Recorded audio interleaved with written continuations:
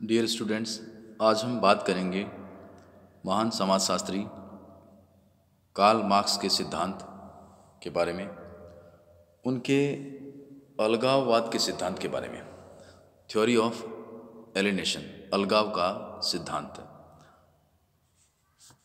इस अलगाव के सिद्धांत में क्या क्या बातें कार्ल मार्क्स ने कही, यह मोटे तौर पर हम लोग समझने का प्रयास करेंगे।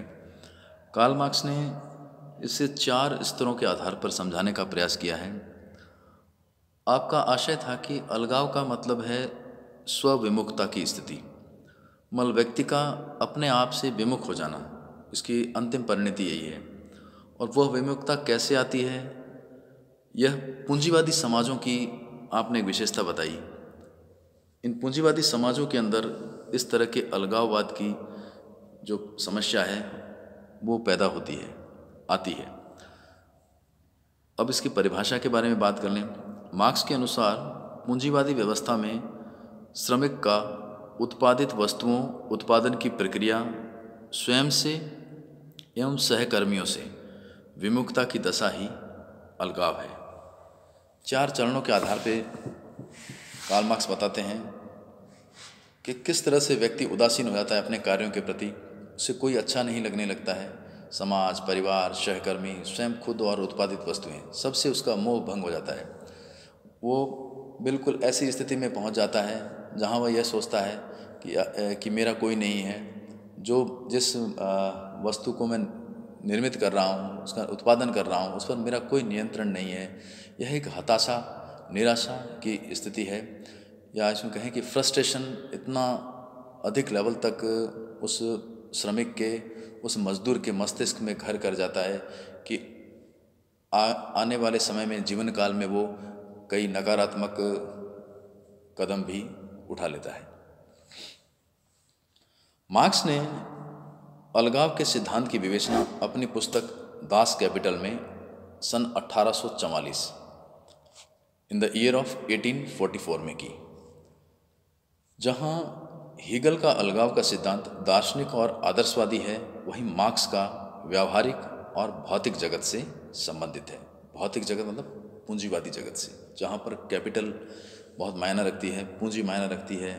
उत्पादन के स्वामित्व पर जिन लोगों, उत्पादन के साधनों पर जिन लोगों का स्वामित्व है वो नीति निर्धारक होते हैं, उनका वजूद अधिक होता है। इन सब बातों की बात कही। मार्क्स विचारों में अलगाव की अवधारणा का केंद्रीय स्थान है। मार्क्स के विचारों में पूंजीवादी समाज में अलगाव सर्वत्र ही मौजूद होता है तथा समाज की सभी संस्थाओं जैसे धर्म, अर्थव्यवस्था एवं राजनीति आदि को वो नियंत्रित करता है। पूंजीवादी समाज में पूंजी ही हर वस्तु को, समाज के विभिन्न अंगों को, कानून, प्रथा, साहित्य, धर्म, इन सब को, रीति रिवाजों को कंट्रोल करती है, उससे नियंत्रित होती हैं, उसी के अनुसार संचालित होती हैं। मार्क्स के अनुसार अलगाव व्यक्ति की वह दशा है जिसमें उसके अपने कार्य एक पराई शक्ति बन जाते हैं, जो कि उसके द्वारा शासित न होकर उससे ऊंची शक्ति द्वारा, जो उसी के विरुद्ध हैं, के द्वारा शासित होते हैं।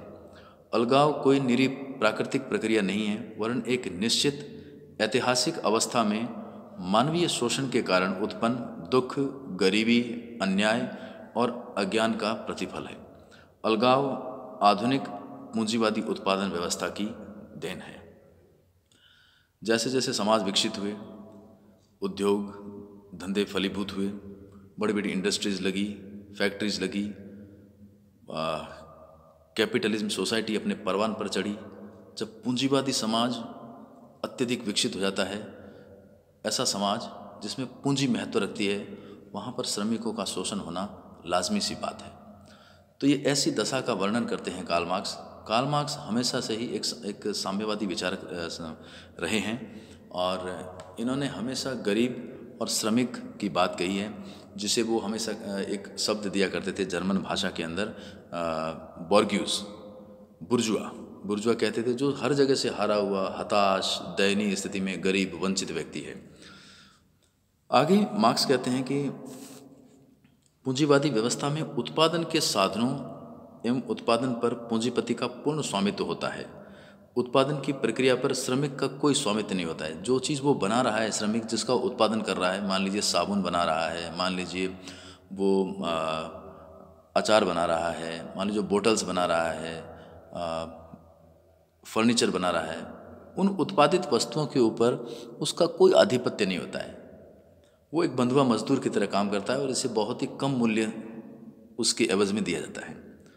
तो उत्पादन की प्रक्रिया पर श्रमिक का कोई नियंत्रण नहीं होता, स्वामित्व नहीं होता, इसलिए वह इसके प्रति उदासीन हो जाता है और इन सब से अलगाव महसूस करता है।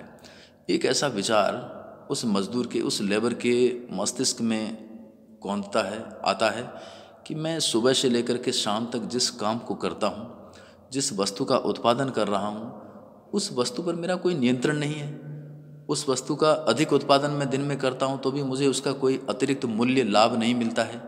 लाभ केवल और केवल पूंजीपतियों को, जो उसके उत्पादन के स्वामी हैं, उनको मिलता है। उस फैक्ट्री के, इंडस्ट्री के जो मालिक हैं, उन पूंजीपतियों को मिलता है जिनका उत्पादन के साधनों पर नियंत्रण है। तो बेहद हताशा की स्थिति में पहुंच जाता है और एक एक्सट्रीम फ्रस्ट्रेशन की स्थिति डेवलप हो जाती है। ऐसी सिद्धांत मार्क्स ने दिया है। यह सब ऐसी स्थितियाँ, अलगाववादी स्थिति या अलगाव का जो सिद्धांत है, वो पूंजीपति समाज की देन है। यूरोप, अमेरिका, ये सब समाज जो हैं आज पूंजीवादी समाज हैं और हम लोग भी कमोबेश समाजवादी की बात भी करते हैं और अग्रसर पूंजीवादिता की तरफ हैं। तो ऐसे समाजों में दिक्कत आती है। इस प्रकार पूंजीवादी व्यवस्था श्रमिकों में अलगाव की भावना उत्पन्न करती है। श्रमिक के श्रम और उपज में अरुचि धीरे धीरे उसे अन्य सामाजिक क्रियाकलापों और संबंधों से भी पृथक कर देती है। ऐसी स्थिति निर्मित हो जाती है कि व्यक्ति का न तो कार्यस्थल पर मन लगता है, उस उत्पादन को देखता है और उसे झल्लाहट होती है कि यार ये जो मैं बना रहा हूँ इसका मेरे ऊपर कोई नियंत्रण नहीं है, मुझे इसका कोई मुनाफा नहीं है, मैं तो बिल्कुल कोल्हू के बैल की तरह पिसता ही चला जा रहा हूँ। न मेरे साथ मेरे को इमोशंस की बात की जा रही है, न मेरे लाभ की बात की जा रही है, न इकोनॉमिक इंसेंटिव दिया जा रहा है, न मेरे भावनाओं की कदर की जा रही है। तो ऐसी स्थिति के अंदर वो व्यक्ति परिवार से भी कट जाता है, अपने संबंधियों से भी कट जाता है, सहकर्मियों से भी कट जाता है और वो पूर्णतः चारों तरफ से हताश होकर के एक कोने में बैठ जाता है। ऐसे सैद्धांतिक परिकल्पना कार्ल मार्क्स ने पूंजीवादी समाजों में की है और आपने बताया कि इसके 4 चरण हैं। मार्क्स कहते हैं कि इसके 4 चरण हैं। वो चरण क्या हैं उनके बारे में हम बता देते हूँ। पहले मैं आपको 4 चरण क्या हैं। पहला चरण उत्पादन की प्रक्रिया से उसका अलगाव होता है, उस श्रमिक का, उस मजदूर का। फिर उत्पादन से होता है, फिर अपने सहकर्मियों से, और फिर सहकर्मी मतलब उसके साथ जो काम करने वाले लोग हैं, दूसरे श्रमिक हैं, उनसे, जो मैनेजर काम करते हैं, ऊपर सुपरवाइज़र वगैरह हैं, उनसे, अपने साथियों से, सबसे उसके विमुख हो जाता है। उसका मन उन सब से उचट जाता है और अंततः अलगाव की परिणति होती है जिसमें व्यक्ति स्वयं से विमुख हो जाता है, वो स्वयं से ही घृणा करने लग जाता है।